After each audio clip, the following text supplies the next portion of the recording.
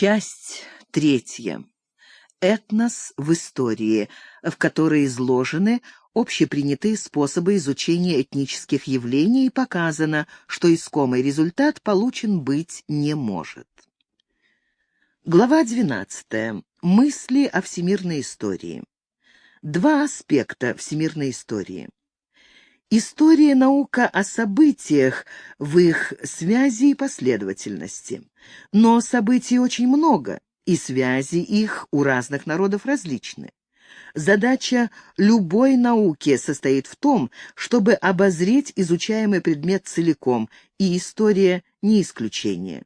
Следовательно, нужно найти удобную точку для обозрения, и тут возникает необходимость теории, предваряющей практику, то есть выбор аспекта. Аспект изучения не вытекает из того или иного философского построения, он диктуется исключительно практическими соображениями, и мы относим его к области теории науки лишь потому, что выбор его определяется не накоплением материала, а целью, поставленной в начале исследования. Наша цель — понять всемирную историю как становление одной из оболочек Земли — этносферы. В теории исторической мысли издавна сложились две концепции, бытующие и в наше время – всемирно-историческая и культурно-историческая. Первая трактует историю народов как единый процесс прогрессивного развития, более или менее захвативший все области, населенные людьми. Впервые она была сформулирована в средние века как концепция четырех империй – прошлого – ассирийской, персидской, македонской, римской и пятой – Священной Римской империи германской нации, возглавившей вместе с папским престолом католическое единство, возникшее в Западной Европе на рубеже VIII-IX веков. Прогрессом при такой системе интерпретации событий считалось последовательное расширение территорий, подчинявшихся имперской власти. Когда же в XIV-XVI веках реформация разрушила идеологическое единство Западной Европы и подорвала политическую гегемонию императоров Габсбургской династии, всемирно-историческая концепция устояла и была просто несколько иначе сформулирована. Теперь прогрессивной была признана цивилизация, под которой понималась культура опять-таки западной романо-германской Европы, причем бывшие язычники и схизматики были просто переименованы в дикие и отсталые народы. И тех, и других даже пытались называть неисторическими. Эта система, правильно именуемая европоцентризмом, в XIX веке воспринималась часто неосознанно, как сама собой подразумевающаяся и не требующая доказательств. Культурно-историческая концепция была впервые декларирована Геродотом, который противопоставил Европу Азии. Под Европой он понимал систему эллинских полисов, а под Азией – персидскую монархию. Впоследствии сюда пришлось добавить Скифию и Эфиопию, которые равно не были похожи ни на Элладу, ни на Иран, и дальше список культурных регионов расширялся, пока вся ойкумена не оказалась расписанной на культурно-исторические области. Таковыми в Старом Свете в первом приближении считаются, кроме Западной Европы, Ближний Восток или Левант, Индия, Китай, островная культурная область Тихого океана, Евразийская степная область, Африка южнее Сахары и циркумполярная область с рудиментарными этносами. Основное отличие культурно-исторической школы от всемирно-исторической составляет постулат: каждая культурная область имеет свой путь развития, и, следовательно, нельзя говорить об отставании или застойности неевропейских народов, а можно только отметить их своеобразие. Крупнейшим представителями культурно-исторической школы в XIX веке были Рацель, Данилевский, Леонтьев, а в XX – Шпенглер и Тойнби. Почему я не согласен с Тойнби? Мы не будем углубляться в историю вопроса, так как это увело бы нас слишком далеко в сторону, но одного автора все-таки следует не исключать из рассмотрения. Тойнби предложил концепцию возникновения цивилизаций, основанную на использовании географического источника. Вкратце она сводится к следующему. Единицей истории считается общество. Общество делится на два разряда: примитивные, неразвивающиеся, и цивилизации, которых 21 в 16 регионах. Следовательно, допускается, что на одной территории возникали последовательно 2-3 цивилизации, которые в таком случае именуются дочерними. Таковы шумерская и вавилонская цивилизации в Месопотамии, минойская, эллинская и ортодоксальная христианская на Балканском полуострове, индская древняя и индусская средневековая в Индостане.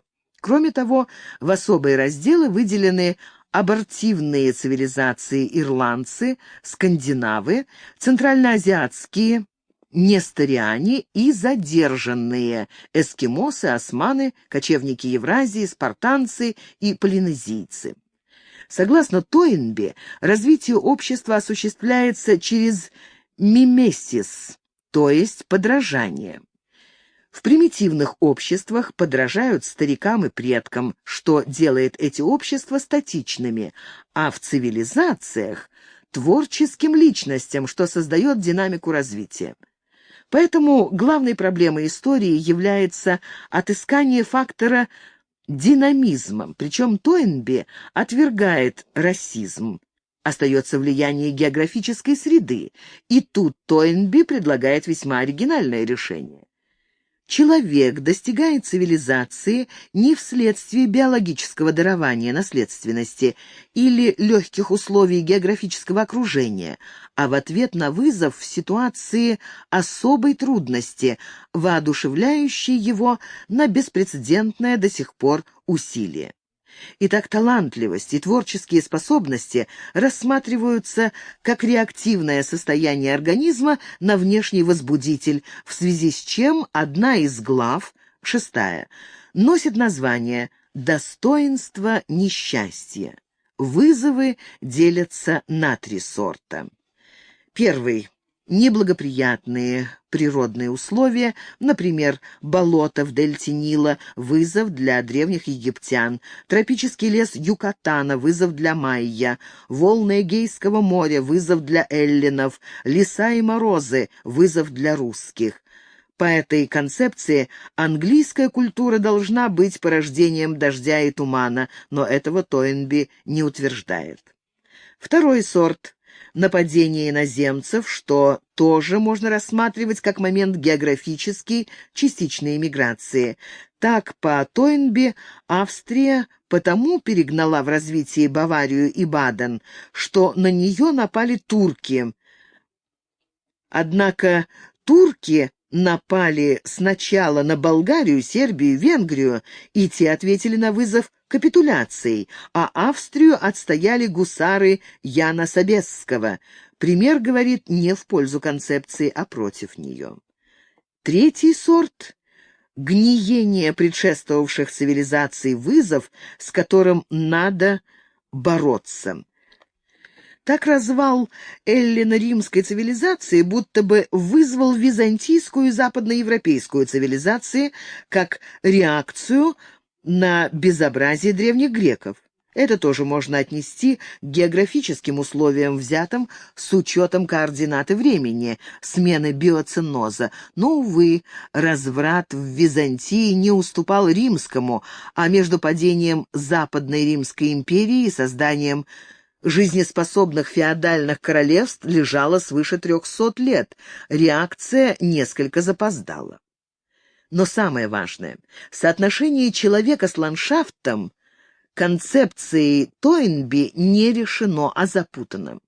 Тезис, согласно которому суровая природа стимулирует человека к повышенной активности, с одной стороны, вариант географического детерминизма, а с другой – просто неверен. Климат около Киева, где сложилось древнерусское государство, отнюдь не тяжел. Заявление, что господство над степью требует от кочевников так много энергии, что сверх этого ничего не остается, показывает неосведомленность автора. Алтай и Ононский бор, где сложились тюрки и монголы, курортные места. Если море, омывающее Грецию и Скандинавию, вызов, то почему греки давали на него ответ только в VIII-IX веках до нашей эры, а скандинавы в IX-XII веках нашей эры? А в прочие эпохи не было ни победоносных эллинов, ни отчаянных хищных финикийцев, ни грозных викингов, а были ловцы губок и селедки.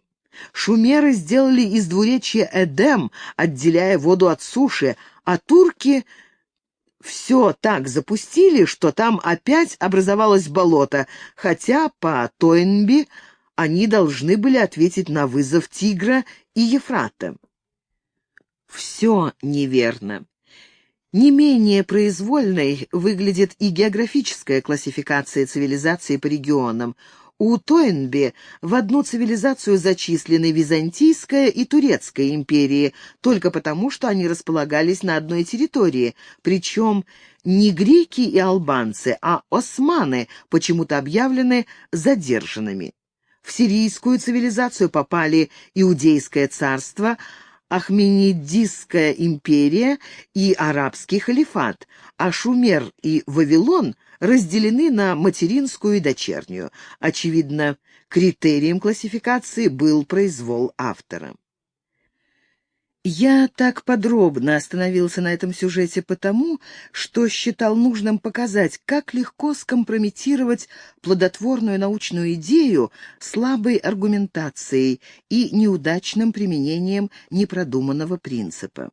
Я сознательно не касаюсь социологических построений Тойнби, хотя они в не меньшей мере противоречат хронологии и реальному ходу событий.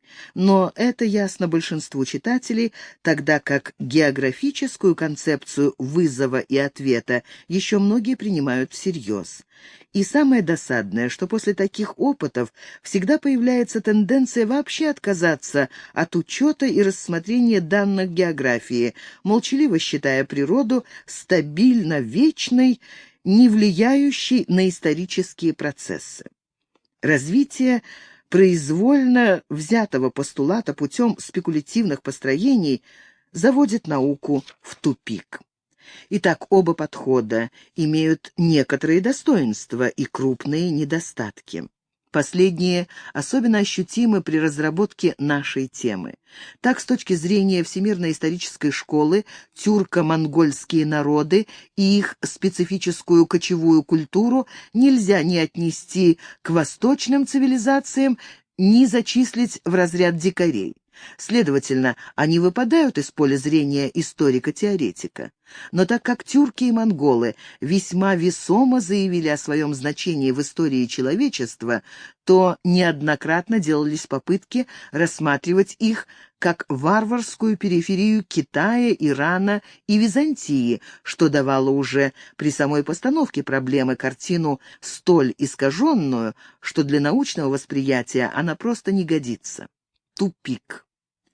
Вместе с тем, культурно-историческая школа, которая находит место для роли тюрков и монголов в истории человечества, не в состоянии дать объяснение внутренним закономерностям их исторического развития, потому что эти закономерности не только локальны, но и являются вариантом общечеловеческим.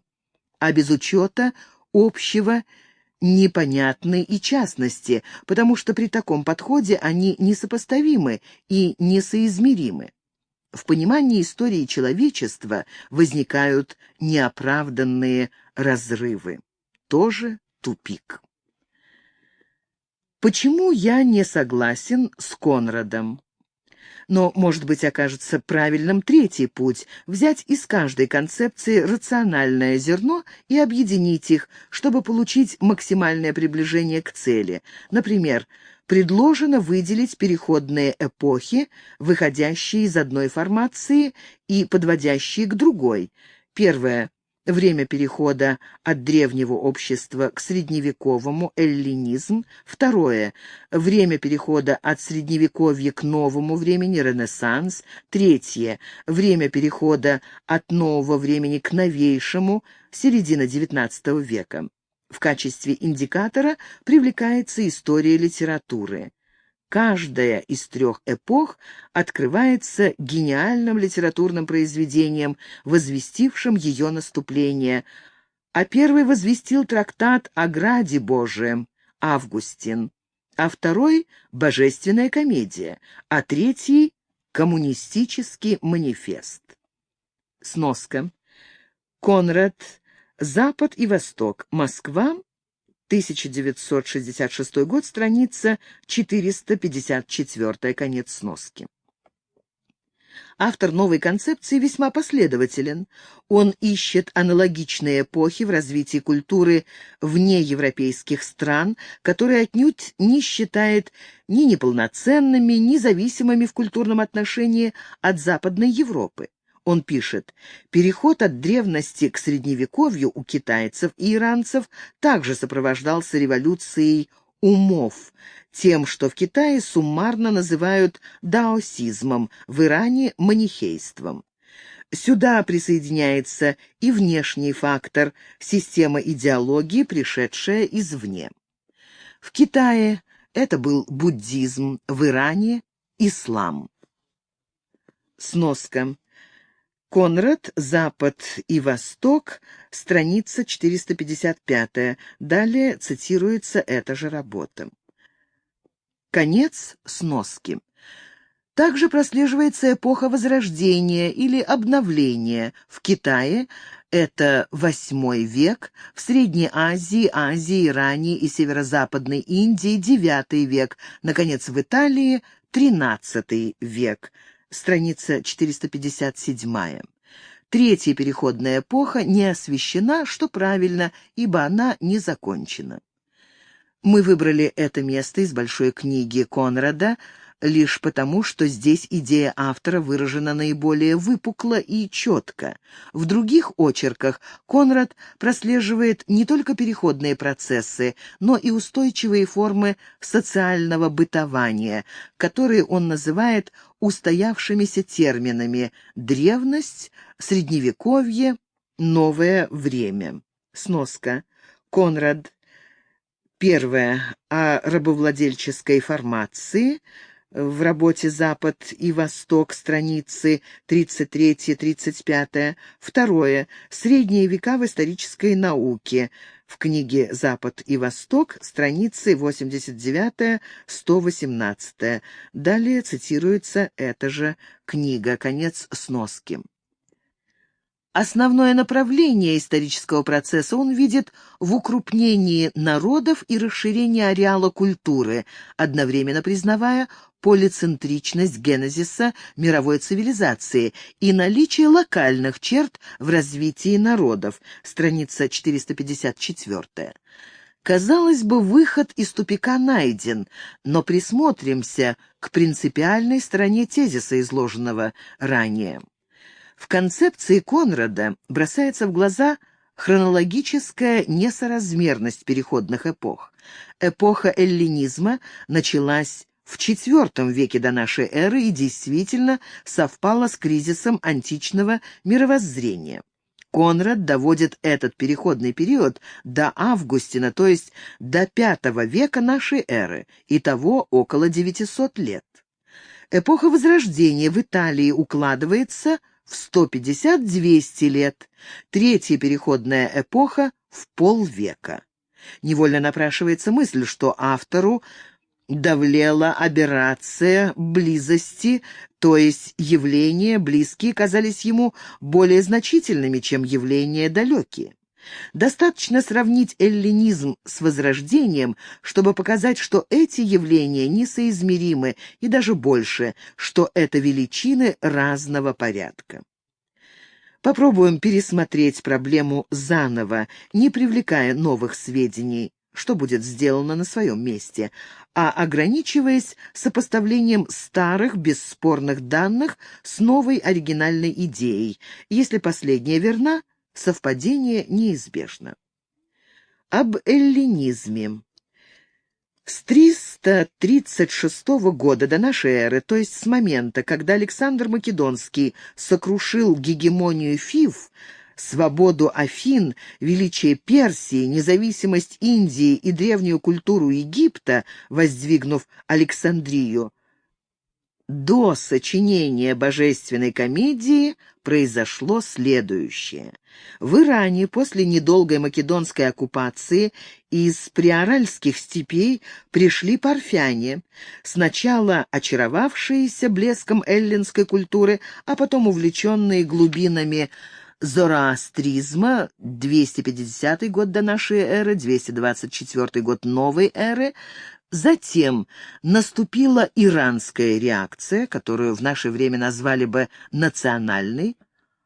Арташир Папаган сломил гегемонию аристократии и оперся на союз мелкого дворянства, дехкан и духовенства, мабедов, используя пощаженных парфянских аристократов как конное войско. В начале VI века вельможа Маздак захватил власть, и началось истребление знати и духовенства, причем и те, и другие представляли наиболее интеллектуальную часть населения. Переворот Хасрова-Анушервана в 530 году положил конец реформе и связанным с ней экзекуциям, но привел к власти солдатчину, да-да, в полном смысле этого слова, ибо воины-профессионалы получали паденную плату. Солдатский вождь Бахрам Чубин в 590 году овладел престолом, но против него поднялась вся земщина, и он был разбит. Последний период, 591-651 годы, неуклонное разложение культуры и государственной системы вплоть до арабского завоевания, повлекшего за собой эмиграцию и гибель всех грамотных и образованных персов, после чего начал складываться новый народ с новой культурой и даже новым языком.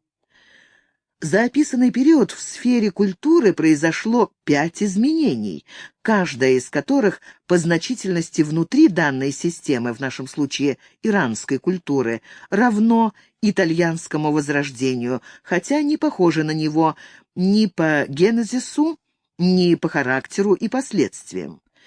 Первое. Эллинизация парфянских степняков, то есть восприятие чуждой цивилизации. Второе. Иранизация парфянской знати, попытка сближения с собственным народом. Третье. Зороастрийская победа 224-226 годов над парфянской аристократией, союз трона и алтаря. Четвертое. Маздакизм. Пятое. Реакция митраизма, ибо армяне называли Бахрама Чубина поклоняющийся Михру, мятежник. И на этом фоне чуть заметное дуновение христианских и гностических идей, затронувших ничтожную часть рафинированной и неустойчивой интеллигенции. Нет, никак не могу поверить, что этот тысячелетний период напряженной творческой жизни был всего лишь переходным между македонской и арабской оккупациями. Для Ирана этот парфяно-сасанидский период с реминисценциями вроде восстания Сумбада-Мага, Бабека, заговора Афшина и прочих проявлений антиарабской борьбы представляется равновеликим не итальянскому возрождению, а всей романо-германской культуре Западной Европы от каролингов до бонапартов. 1000 лет равна 1000 лет, хотя сравниваемые культуры совсем не похожи друг на друга, но именно непохожесть, как и сходство, является одним из постулатов концепции Конрада. В Риме эллинизм можно отсчитывать от одной из двух дат. Первая от эпохи 12 таблиц, когда группа изгнанников, обосновавшихся на 7 холмах, организовалась по образцу греческого полиса, но если так, то сюда попадает почти весь республиканский Рим, и, очевидно, для начала переходного периода эта дата не подходит. Второе. Культурная эллинизация Рима обычно приписывается деятельности кружка сципионов во II веке до нашей эры. Так-то оно так.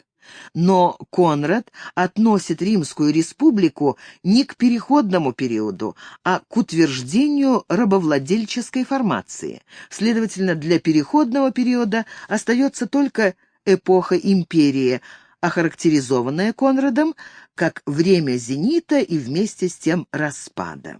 Пусть так. Но если так, то тут мы можем и должны выделить несколько культурных и вместе с тем общественно-политических периодов, каждый из которых равновелик итальянскому возрождению. Повторяю, равновеликость утверждается только по значимости для современников, а отнюдь не по сходству характера явлений. Сами древние римляне отнюдь не рассматривали республику II-I веков до нашей эры как сложившуюся политическую форму. С убийства Тиберия Гракха в 133 году до нашей эры до гибели Антония в 30 году до нашей эры Рим не знал покоя. Гражданские войны так обескровили римский сенат и народ, что уцелевшие были рады любой твердой власти. Золотая посредственность, провозглашенная Октавианом Августом, явилась лозунгом политической стабилизации, укрепления военной мощи и обращения к прошлому за поучительными примерами. Продержалась эта система мировоззрения до смерти Марка Аврелия, то есть около 200 лет. Если рассматривать деятельность Хань Юя и других конфуцианцев как возрождение в Китае, то Плиния, Тита Ливия и Светония правильно и последовательно охарактеризовать как возрождение древности в самом Риме, ведь мы так условились о термине. Второй период. Бурное завоевание Рима азиатскими культами. Начиная с III века здесь правили умами закрытая покрывалом Изида, трижды величайший Гермес, матерь богов Кибелла, очаровательница Астарта и, наконец, всех победил солдатский бог Митра, непобедимое солнце. От Аврелиана до Юлиана Апостата митраизм был государственной религией и официальным мировоззрением Римской империи. Этот переворот в культуре был куда значительнее гуманизма и даже реформации. Ведь итальянцы и немцы в XVI веке остались добрыми христианами, изменив только эстетические и политические представления, да и то не радикально. Но еще более грандиозным был третий сдвиг, охвативший все Средиземноморье в I-IV веках нашей эры. Обычно его принято связывать с распространением христианства, но при этом упускается из виду, что христианство было лишь одной струей потока новых идей, захлестнувших Римскую империю. Одновременно с христианами проповедовали гностики египетские, Валентин и Василит, проклявшие материю, сирийские Сатурнин и Мани, уравнявшие стихии добра и зла, офиты, почитавшие подателями мудрости змея, противника злого демиурга Яхве, маккеониты, отрицавшие святость Ветхого Завета, оригенисты, настаивавшие на его символическом толковании, и, наконец, гностики, провозгласившие высший монизм, полноту всего сущего, божественную плерому. Ближе всех прочих к христианской Теодицее Василия Великого и Григория Богослова и дальше всего от античного платонизма оказались неоплатоники, несмотря на то, что присвоили имя Платона для названия своего оригинального учения. Конрад тонко отмечает, что революция умов началась и развернулась на Римском Востоке, но она захватила и греко-латинскую часть римского круга земель, в котором шел свой кризис старого сложившегося мировоззрения. Это справедливо, но тогда эта стихия для истории культуры Европы не может рассматриваться как переходный период. В самом деле, какое отношение имело христианство или манихейство к рационалистическим рассуждениям Сенеки, кровавым мистериям Аврелиана в Метреумах или аргиастические развлечения Гелиогабалла? Новая творческая струя мировоззрения равно отвергала и то, и другое. Она смела обветшавшую античную мысль, а не продолжила ее. Иными словами, тут не переходный период, а обрыв старой традиции и создание новой. Христианская и манихейская церкви проявили неуживчивость, удивившую современников, но логически вытекавшую из ощущения полного разрыва с античным прошлым. Даже когда император Константин решил сдать все позиции язычества, перед христианской общиной встала только одна дилемма: допустить ли владыку мира к себе в чине диакона, чтобы он имел право голоса в церковных делах, или оставить его мирянином, чего требовал карфагенин Донат, говоря: «Какое дело императору до церкви?» И на этом фоне уже в V веке, когда империю рвали на куски варвары, жил, творил и действовал блаженный Августин, сначала манихей, потом христианин, талантливый писатель и великий спорщик.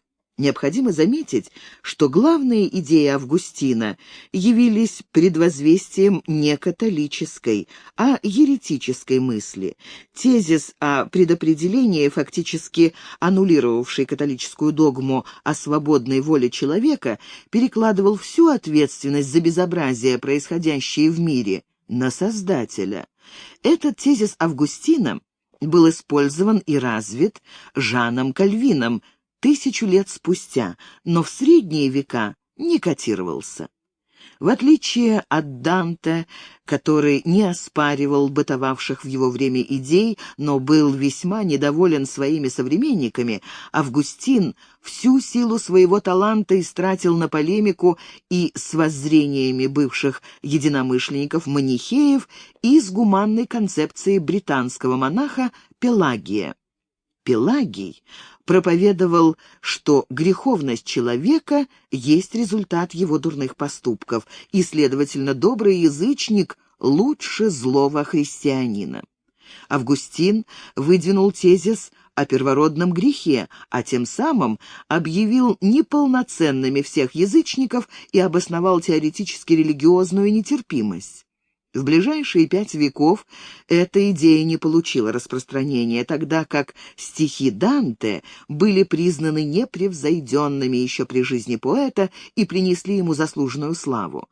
Нет, ни по исторической роли, ни по резонансу, ни по личным качествам Августин и Данте Альгьери не схожи, а еще более не схожи периоды, в которые они жили и творили. И уж если кто похож на Данте, то великий поэт и обличитель безобразий Иоанн Златоуст. Но если принять эту поправку, то и дальнейшие рассуждения будут иными. Этот новый путь представляется более плодотворным, хотя, впрочем, будет восприниматься несколько неожиданно. О Византии. Вспомним, что описанное нами направление, которое можно назвать раннехристианским или условно византийским, отнюдь не в политическом, а только культурном смысле слова, в светской истории зафиксировано лишь в середине II века, то есть на 150 лет позже, чем в истории церкви. Именно тогда состоялся знаменитый диспут между римскими философами и христианским апологетом Юстином, который, выиграв спор, заплатил за победу мученической смертью. Если начать отсчет от этой даты, удобной потому, что она не вызывает сомнений и споров, то окажется, что новое направление мысли к концу IV века после отступничества Юлиана распространилось не только по всей территории Римской империи, но и за ее пределами. Оно дало отростки. Западный в Ирландии, южный в Эфиопии, восточный в Средней Азии, северный в России, вернее, у готов Приднепровья. Не связанные политически с главным стволом культуры Византийской империи в собственном смысле слова, периферийные христианские культуры сами ощущали себя как целостность, так же, как уже описанный Иран, как греко-римский мир и впоследствии западноевропейский, несмотря на то, что в Заефратской Азии господствовало несторианство, а в Сирии, Армении и Африке – монофизитство. Византийская культура имела свой период возрождения эллинской древности, когда греческий язык вытеснил латинский с государственного управления при императоре Маврикии, и свою реформацию, иконоборчество, и свою эпоху просвещения при Македонской династии. И агония очагов этой культуры наступила почти одновременно. В XIII веке пала Ирландия, были разгромлены центральноазиатские несториане, Константинополь стал на время добычей хищных крестоносцев, а Абиссиния превратилась в горную крепость, окруженную галласами и сомалийцами, обратившимися в ислам.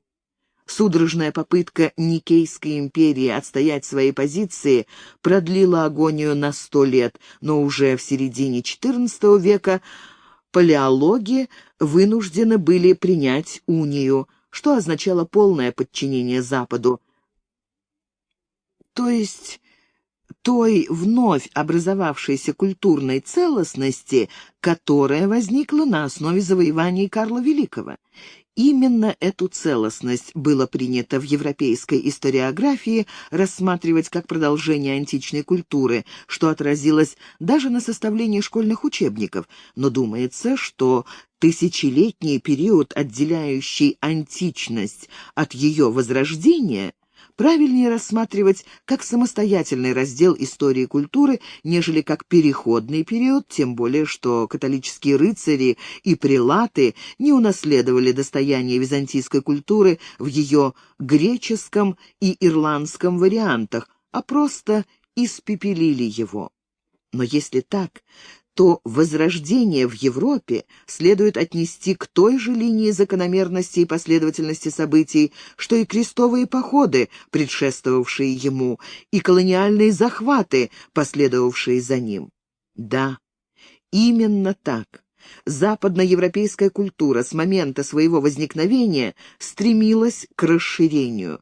Потомки баронов Карла Великого покорили западных славян, англосаксов, кельтов, вытеснили с Пиренейского полуострова арабов и перенесли войну против мусульман в бассейн Индийского океана.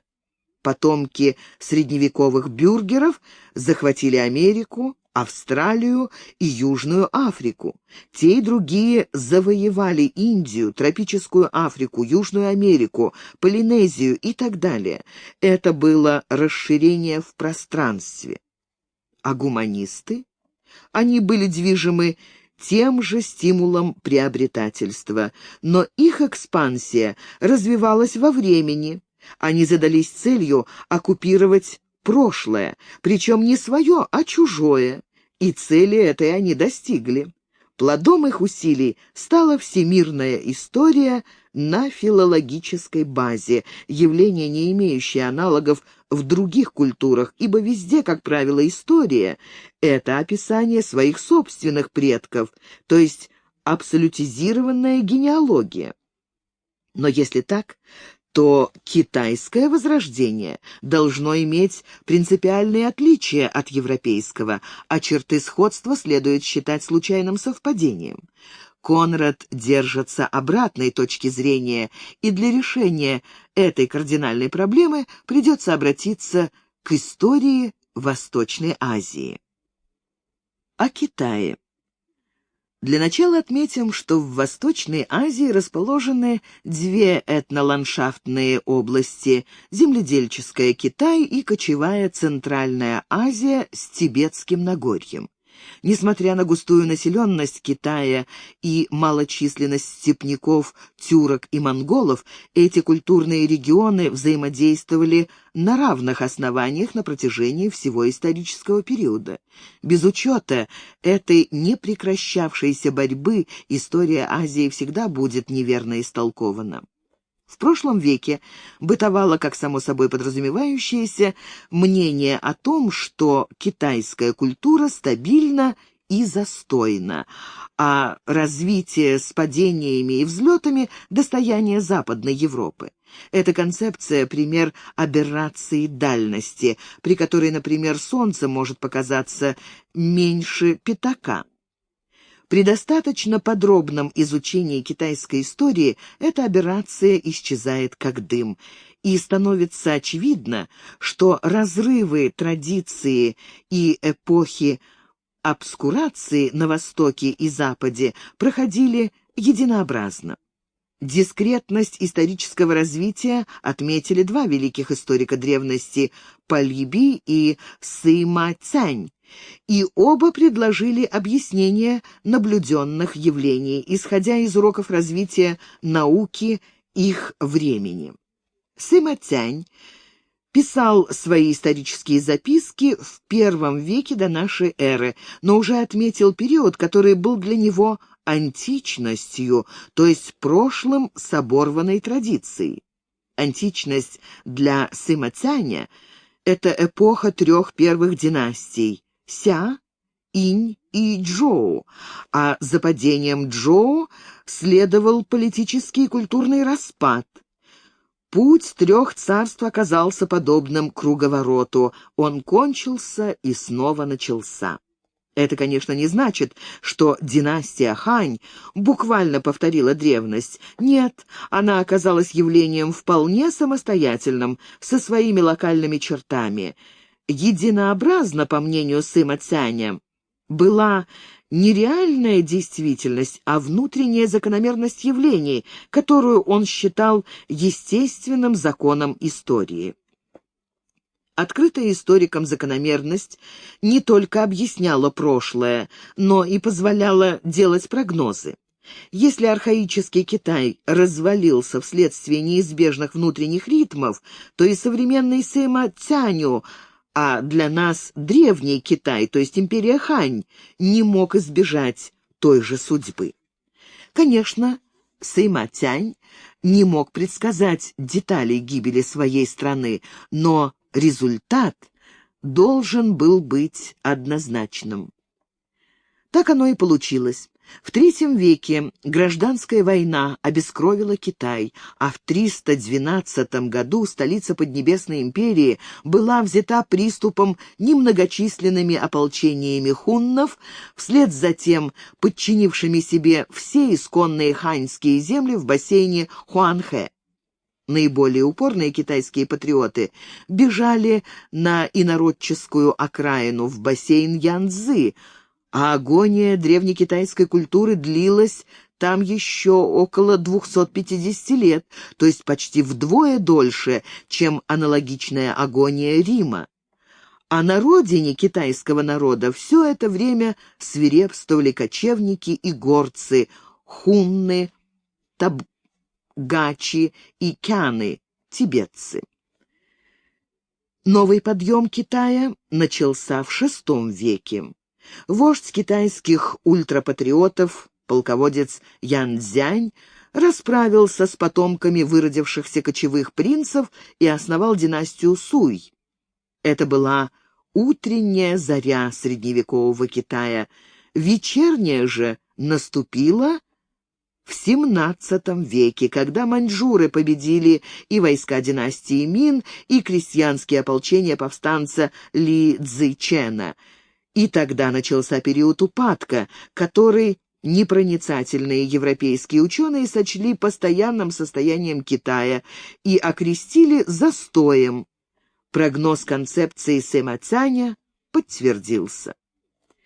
Однако на Востоке, сравнительно с Западом, была одна особенность, обеспечившая относительно большую преемственность культур. Иероглифическая письменность. Несмотря на ее недостатки сравнительно с алфавитной, она имеет то преимущество, что симантемы продолжают быть понятны и при смене фонетики развивающегося языка, и при изменении идеологических представлений.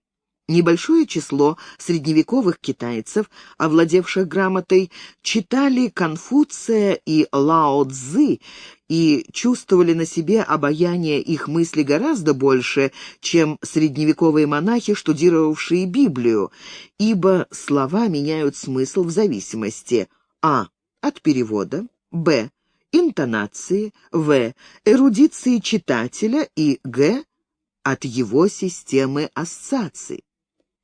Иероглифы же однозначны, как математические символы, поэтому разрывы между культурами внутри Китая были несколько меньше, чем между античной греко-римской и средневековой романо-германской культурами или между среднеперсидской и арабской, то есть мусульманской и так далее.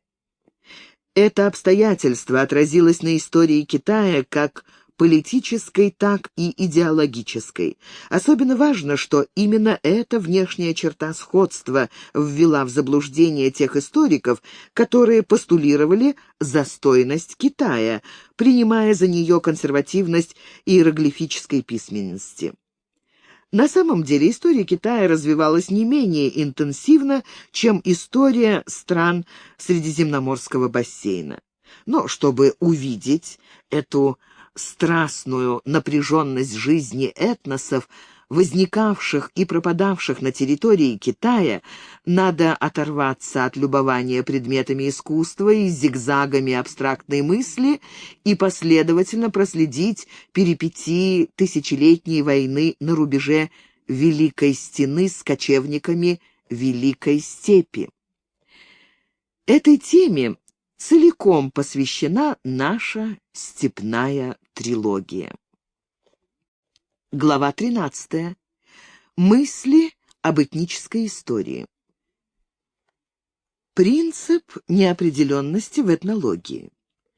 Казалось бы, все приведенные примеры доказывают правильность культурно-исторической школы, однако в них самих имеется одна деталь, указывающая на правильность и обратной точки зрения. Ведь все разобранные нами культуры, несмотря на локальные особенности, развивались и гибли настолько единообразно, что здесь нельзя не усмотреть общего диалектического процесса. Но коль скоро так, то мы не только не решили поставленную задачу, но даже усложнили ее. Неужели опять тупик? Нет, путь вперед есть, и он откроется нам, как только мы обратимся за аналогиями к другим наукам. Начиная с XVII века в физике дебатировался вопрос, состоит ли свет из частиц, корпускул, или представляет собой волны в эфире. Обе концепции имели столь серьезные недостатки, что ни одна из них не могла возобладать. Спор был разрешен лишь в середине 20-х годов XX века с появлением квантовой механики. Современные физики считают, что свет не волна, не частица, а то и другое одновременно и может проявлять обе группы свойств. На этой основе был сформулирован широко известный принцип неопределенности, согласно которому при наличии двух сопряженных физических переменных, например, импульса и координаты, или энергии и времени, может быть установлено значение той или другой, а не обеих вместе. В этнических феноменах Тоже налицо две формы движения — социальное и биологическое. Следовательно, тем или иным способом в том или ином аспекте исследования может быть описана либо та, либо другая сторона сложного явления. При этом точность описания и его многосторонность взаимно исключают друг друга. Отметив это, применим принцип неопределенности к нашему материалу. Прежде всего, сменим аспект. Вместо объединения методов обеих школ разграничим сферы их применения. Ясно, что наблюдаемые непосредственно исторические явления группируются по культурно-историческому принципу, а всемирно-историческая схема для фактов – прокрустово ложе. Но также ясно, что сущность явлений, недоступная визуальному наблюдению при отсеивании локальных черт, подлежит компетенции всемирно-исторической концепции, а отмечаемая и доказанная культурно-исторической школой дискретность, прерывность развития – просто одно из свойств единого, но очень сложного процесса. Затем изменим подход. В прошлом веке история изучалась двояко: в гимназиях совместно с географией, в университетах с филологией. В наше время второй способ восприятия предмета возобладал, и во главу угла стало ставиться источниковедение. Однако тут есть большая опасность. Историк рискует оказаться в плену у автора источника и может попросту начать пересказывать прочитанное, стараясь передать его содержание как можно ближе к тексту. Но ведь древний автор руководствовался идеями для нас неприемлемыми, и его читатели, имея иную, чем мы, систему ассоциаций, воспринимали написанное им не так, как читатель нашего времени. Это значит, что если бы Геродот или Рашид ад-Дин писали для нас, то они те же мысли подавали бы иначе. А при буквальной передаче текста мы не улавливаем того смысла, ради которого текст был написан. И, наконец, автор древнего источника, естественно, опускал истины банальные, общеизвестные в его время. Но нам-то именно они неизвестны и особенно интересны. Поэтому каждый источник для потомков — криптограмма, и восстановление его истинного смысла — дело трудное и не всегда выполнимое. Достаточно вспомнить споры вокруг слова о полку Игореве. И нет никакой гарантии, что к существующим ныне гипотетическим интерпретациям не прибавится еще несколько, столь же обоснованных и убедительных. Короче, для нашей постановки проблемы источниковедение — это лучший способ отвлечься настолько, чтобы никогда не вернуться к поставленной задаче — осмыслению исторического процесса. Другое дело — гимназическая методика. Возьмем из источников то, что там бесспорно, голые немые факты, и наложим их на канву времени и пространства. Так поступают все естественники, добывающие материал из непосредственных наблюдений природы. И тогда окажется, что факты, отслоенные от текстов, имеют свою внутреннюю логику, подчиняются статистическим закономерностям, группируются по степени сходства и различия, благодаря чему становится возможным их изучение путем сравнительного метода. Этот подход целесообразен потому, что позволит осмыслить уже нащупанный эталон исторического бытия, историческую целостность. Но чего? Теперь можно ответить. Цепи событий и явлений, где связь между звеньями осуществляется через каузальность. Прямое наблюдение показывает, что эти цепочки имеют начало и концы, то есть здесь имеет место вспышка с инерцией, затухающей от сопротивления среды. Вот механизм, объясняющий все бесспорные наблюдения и обобщения культурно-исторической школы. Однако откуда берутся вспышки? И почему инерционные процессы так удивительно похожи друг на друга? На этот вопрос должна ответить всемирная историческая концепция, но, увы, те средства, которые имеются у исторической науки, дают возможность только описать его. Для гуманитарной науки описание — предел, а истолкование путем спекулятивной философии в наше время не удовлетворит никого. Остается перейти полностью на базу естественных наук и поставить вопрос о наполнении понятия «культура», та или иная, о той материальной субстанции, которая претерпевает описанные изменения. Две системы отсчета.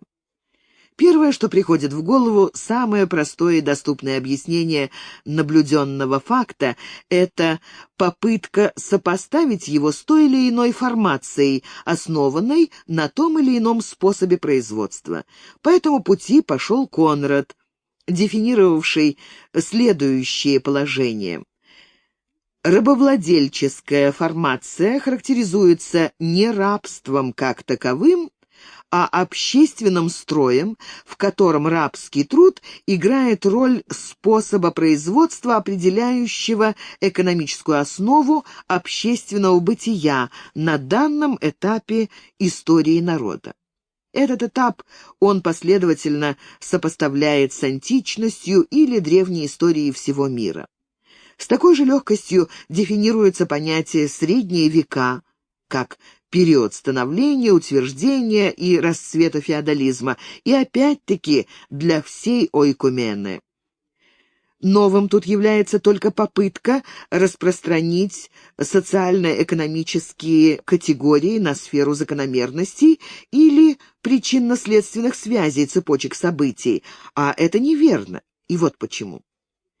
Теория исторического материализма была создана специально для того, чтобы отразить прогрессивное развитие общества по спирали, а вовсе не для того, чтобы истолковывать смены династий, военные успехи, распространение эпидемических заболеваний или нюансы религиозных концепций. В общественном развитии есть своя логика, в последовательности событий своя. Между обеими системами есть взаимосвязь и даже обратная связь, но именно ее наличие показывает, что тут не одна система отсчета, а по меньшей мере две. Поэтому часто наблюдается, что одна культура лежит и в двух или трех формациях, а иногда в одной, как мы показали при анализе так называемых переходных периодов. Затем культур гораздо больше, чем формаций, что тоже говорит о несовпадении этих понятий. И самое главное, обе системы отсчета не противоречат друг другу, а дополняют одна другую. Поясню. Черты рабовладельческой формации, отмеченные в Египте, Вавилоне, Элладе, Индии и Китае, дают основание зачислить эти общества в одну таксономическую группу, но ни в коем случае не позволяют утверждать их генетическую преемственность или реально бытовавшую взаимосвязь. Зато как культура каждое из перечисленных государств взаимодействует с соседями, стоявшими на совсем иных ступенях общественного развития. Например, такие рабовладельческие центры, как Афины и Коринф, составляли одно целое с земледельческими Фивами, скотоводческой Этолией и Фессалией, и даже с Эпиром и Македонией, где наличествовал разлагающийся родовой строй. Но все вместе — это Эллада, которую сами древние греки считали целостностью. Но чего? То же самое в Древнем Китае. Еще в эпоху войны царств окраинные государства Цинь и Чу подчинили себе разрозненные племена лесовиков в Сычуане и Юго-Восточном Китае, в том числе протомалайский этнос Юэ. Социальный строй у них и китайцев был разным, а историческая судьба общей, поэтому их следует зачислять в разные формации, но в одну целостность ханьскую. Зато хунны, сумевшие отстоять свою землю от китайской агрессии, и в том и в другом аспекте народ, отличный от китайцев. Правильнее всего отнести их к кочевой целостности Евразии вместе с усунями, полукочевыми ди, полуоседлыми сарматами и земледельцами-динлинами, несмотря на то, что и в расовом, и в лингвистическом отношении эти народы отличались друг от друга. Так почему они целостность? Оставим этот вопрос открытым, с тем, чтобы ответить на него в конце нашего исследования, ведь ради таких ответов оно и предпринято. А пока ограничимся тем, что заметим различия в системах отсчета, социальной и этнической, и обратимся к проблеме культурных процессов, ибо неоднократно возникала тенденция найти решение проблемы этногенеза в истории материальной и духовной культуры. История культуры и этногенез. Можно подумать, что поскольку деятельность этноса воплощается в произведениях его рук и ума, то есть в культуре, то, изучая историю локальных культур, мы заодно постигаем историю создавших их этносов, а тем самым и этногенез. Если бы это было верно, то задача исследователя весьма упростилась бы, но, увы, хотя такая связь между этногенезом, историей этносов и историей культур есть, но она осложнена сопутствующими явлениями, во всех трех случаях различными. Начнем с истории культуры, как видимой без применения специальных приемов исторического синтеза. Совпадают ли понятия культуры и этноса или даже суперэтноса? Как правило, нет, за исключением частных случаев, подтверждающих правило. Яснее всего это видно на простом общеизвестном примере Элладе. Культура эллинских полисов, как материковой Греции, так и колоний, еще в классический период VI-IV веков до нашей эры распространилась на неэллинские земли, например, Македонию, принявшую на себя при Александре роль вождя и защитника эллинского дела. Последующее распространение эллинской культуры охватило страны и народы Ближнего Востока, Египта, Средней Азии и Индии, завоеванных македонянами, а также Лациума, воспринявшего эллинскую культуру из Афин путем заимствования. Это так называемый эллинизм, то есть образование грандиозного суперэтноса. Однако не все этносы, воспринявшие эллинскую культуру, вошли в этот суперэтнос.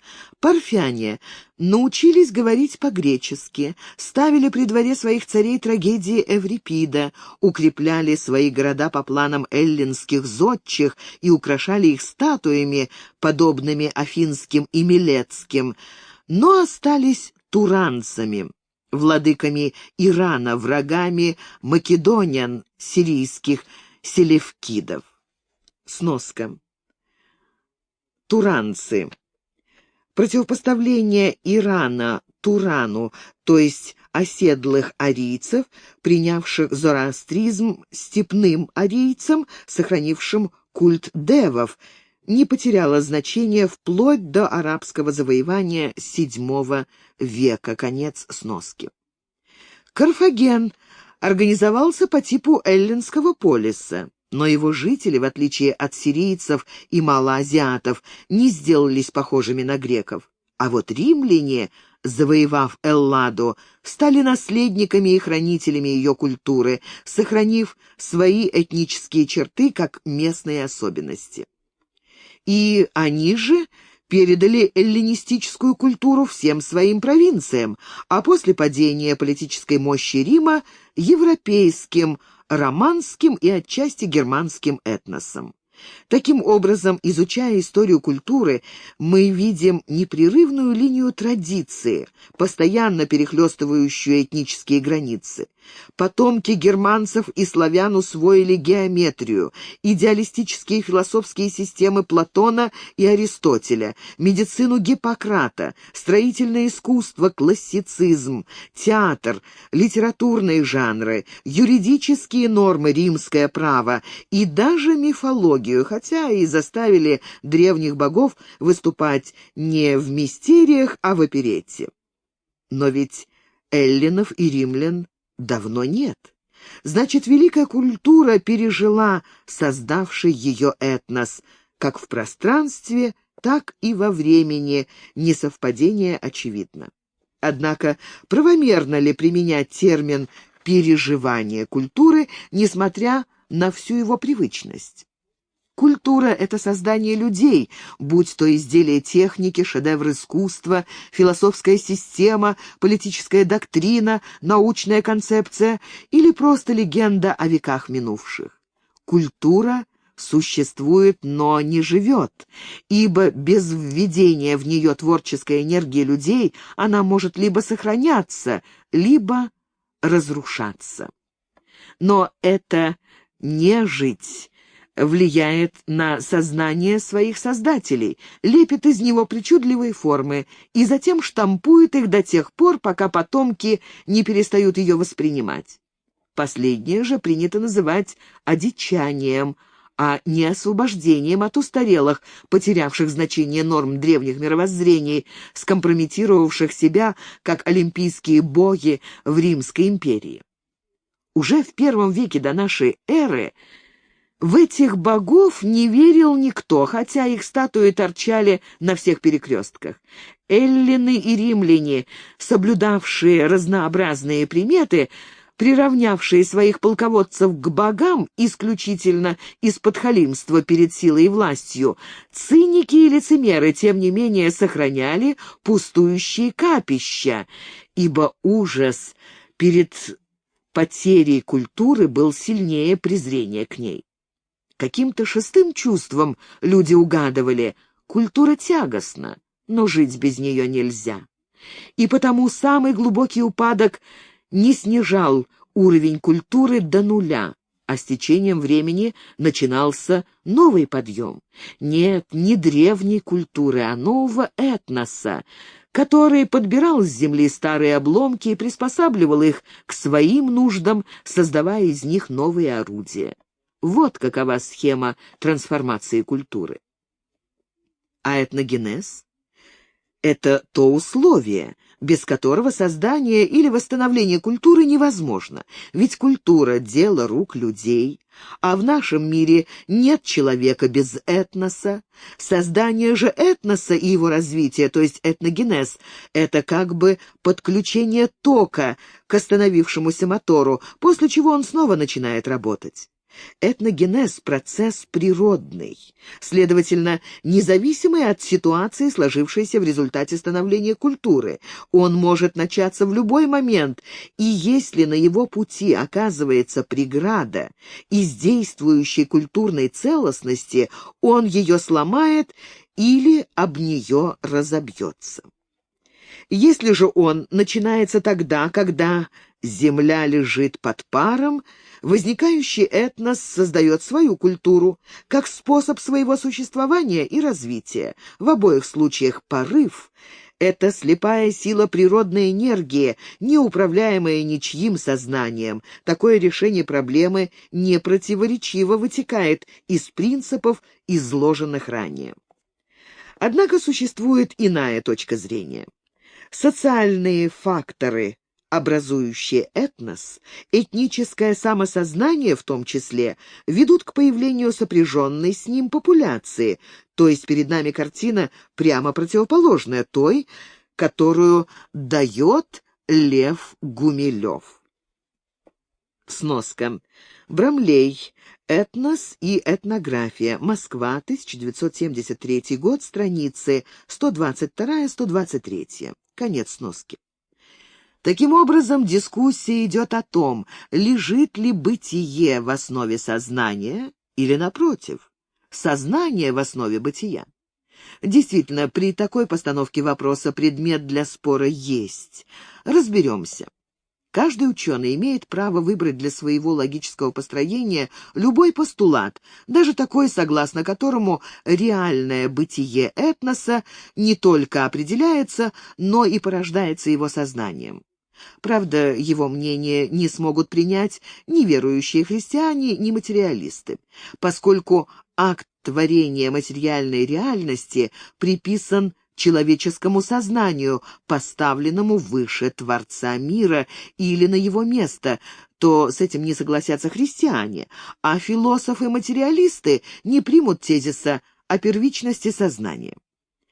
Но даже ученые-эмпирики не имеют права на согласие с вышеприведенным тезисом, ибо он нарушает закон сохранения энергии. Ведь этногенез — это процесс, проявляющийся в работе, в физическом смысле. Совершаются походы, строятся храмы и дворцы, реконструируются ландшафты, подавляются несогласные внутри и вне создавшейся системы, а для совершения работы нужна энергия, самая обычная, измеряемая килограммометрами или калориями. Считать же, что сознание, пусть даже этническое, может быть генератором энергии, это значит допускать реальность телекинеза, что уместно только в фантастике. Поясняю. Каменные блоки на вершину пирамиды были подняты не этническим самосознанием, а мускульной силой египетских рабочих по принципу «раз-два взяли». И если канат тянули, кроме египтян, ливийцы, нубийцы, хананияне, от этого дело не менялось. Роль сознания, и в данном случае не этнического, а личного инженера-строителя, была в координации имевшихся в его распоряжении сил, а различие между управлением процессом и энергией, благодаря которой процесс идет, очевидно. Сочетание разнообразных этногенезов с социальными процессами на фоне разных культур, унаследованных от эпох минувших, и ландшафтов, дающих людям пищу, тоже многообразную, создает этнические истории, причудливо переплетающиеся друг с другом. В отличие от этногенеза, этническая история — процесс многофакторный, испытывающий разные воздействия и чутко на них реагирующий. Вместе с тем, этническая история не столь наглядна, как история культур и государства, социальных институтов и классовой борьбы, так как события, связанные со сменой фаз этногенеза, источниками не фиксируются. Иными словами, этническая история — это та историческая дисциплина, которая ближе, чем любая иная, к географии биосферы, что и определяет пестроту, которую отметил еще Груссе. Он сравнил историческую панораму середины XX века со звездным небом, где мы наблюдаем звезды, давно потухшие, но свет которых только теперь дошел до Земли, и не видим сверхновых, чьи лучи еще несутся в космических пространствах и, соответственно, не восприняты земными обсерваториями. Продолжая уподобление, Груссе считает страны ислама находящимися в возрасте, аналогичном европейскому XIV века, Треченто. Вторжение немцев во Францию в 1940 году он сравнивает с походами Алариха и Гензериха в V веке. Японские войска называют самураями, переодетыми в современную униформу. Скандинавия, напротив, по его мнению, находится в будущем, в преддверии XXI века. Отсюда видно, что Груссе не имел в поле зрения ни социальных, ни этнических процессов, а только их декоративную сторону, то есть культурные коллизии. Но если даже в XX веке в условиях все уравнивающей урбанистической цивилизации французский ориенталист обнаружил столь грандиозные несоответствия, то и в другие эпохи, когда они были менее сглажены общей техносферой, значение их было еще большим.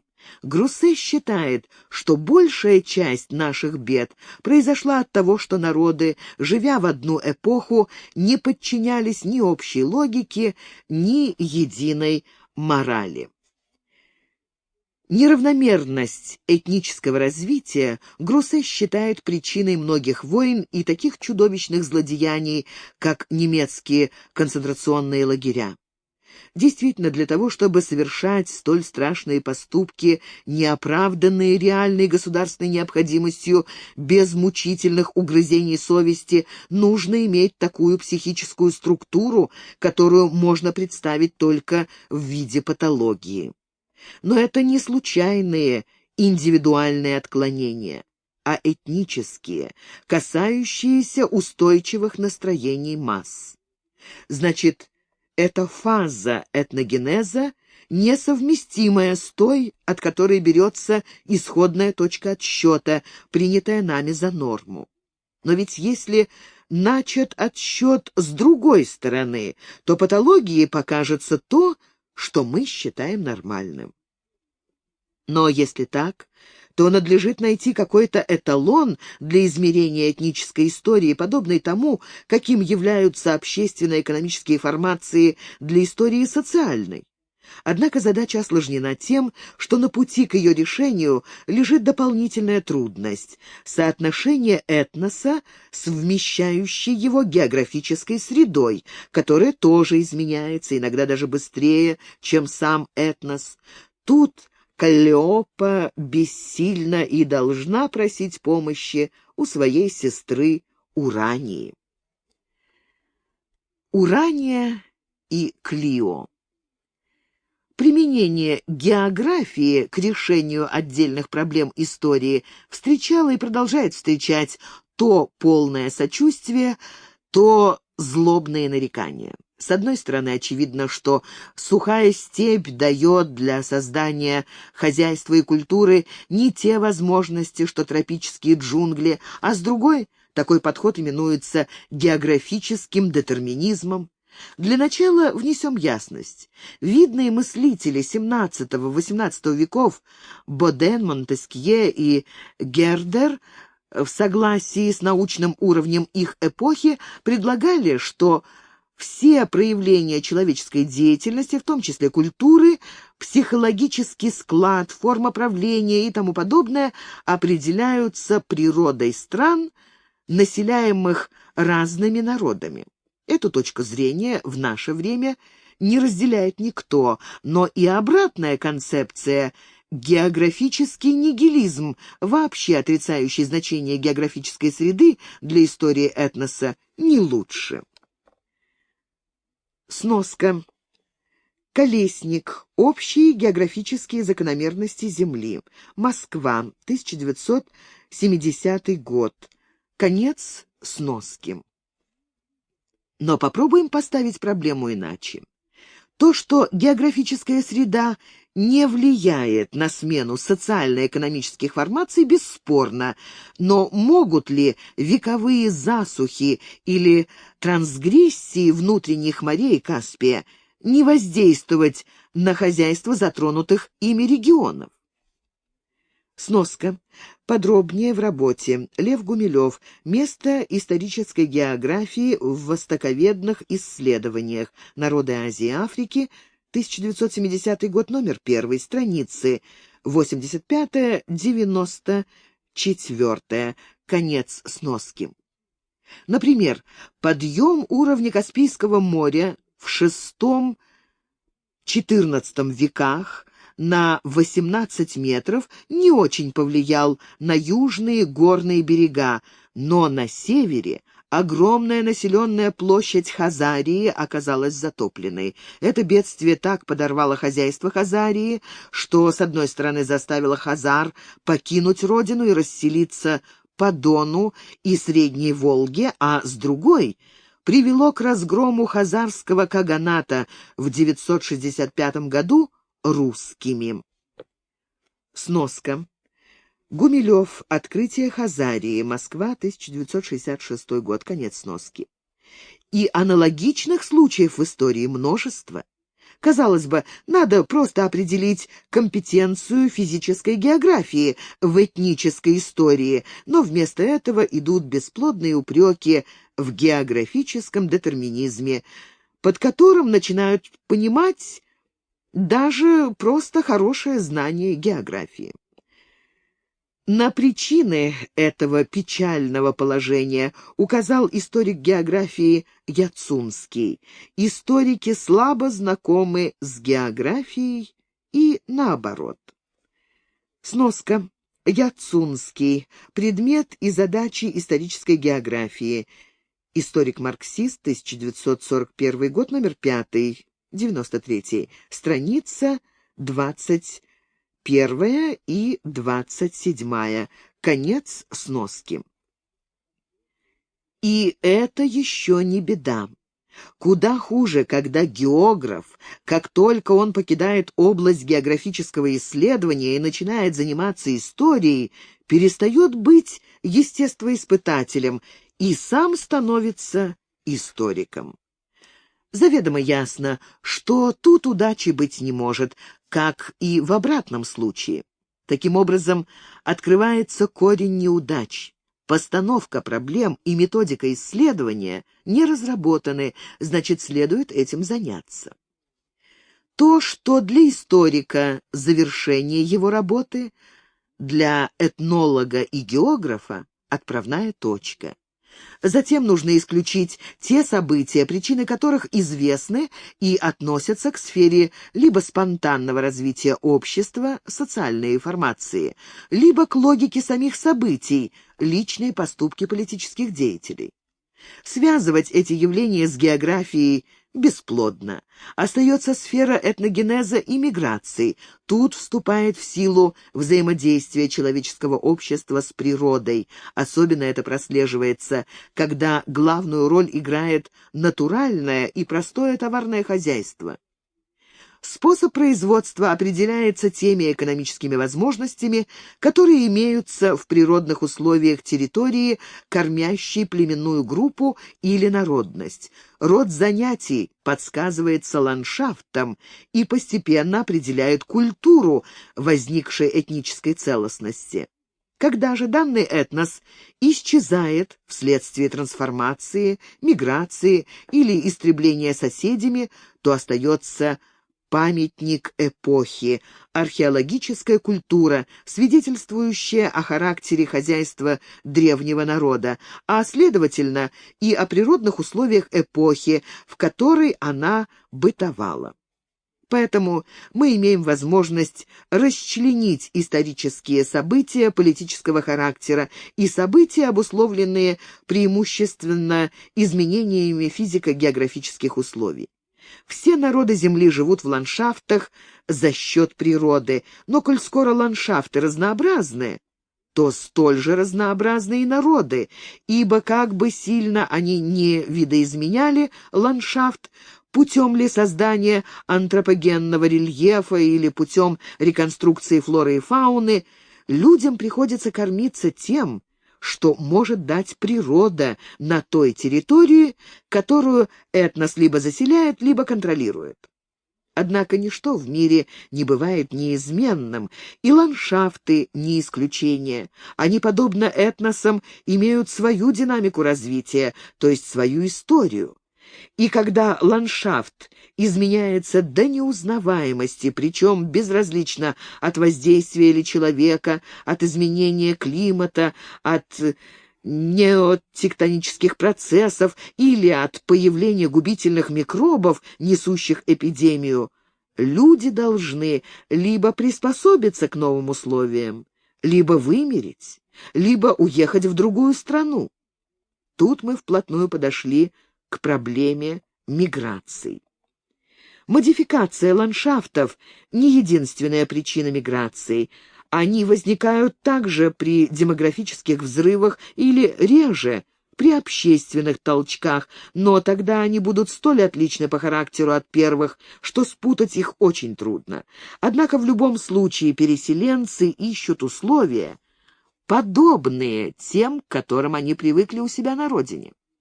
Англичане охотно переселялись в страны с умеренным климатом, особенно в степи Северной Америки, Южной Африки и Австралии, где можно разводить овец.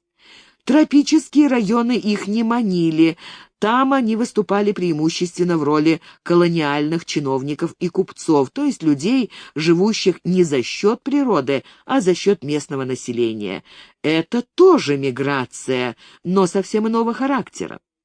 Испанцы колонизовали местности с сухим и жарким климатом, оставляя без внимания тропические леса. Они хорошо прижились на мексиканских плоскогорьях, где сломили могущество ацтеков, но майя в Юкатане сохранились в тропических джунглях, отстояв свою независимость в войне рас против правительства Мексики. Якуты XI века проникли в долину реки Лены и развели там лошадей, имитируя прежнюю жизнь на берегах Байкала, но они не посягали на водораздельные таежные массивы, предоставив их эвенкам. Русские землепроходцы в XVII веке прошли сквозь всю Сибирь, но заселяли только лесостепную окраину тайги и берега рек, то есть ландшафты, сходные с теми, где сложились в этнос их предки. Равным образом просторы былого дикого поля в XVIII-XIX веках освоили украинцы. Даже в наше время тибетцы, покинувшие родину, предпочли Норвегию цветущей Бенгалии. Они основали колонию в Осло. Крупная миграция – это явление не только историческое, но и географическое, ибо оно всегда связано с некоторой перестройкой антропогенного ландшафта. Таким образом, мы пришли к границам исторической географии, которая должна нам помочь в поиске решения поставленной проблемы. Посмотрим, что она нам даст.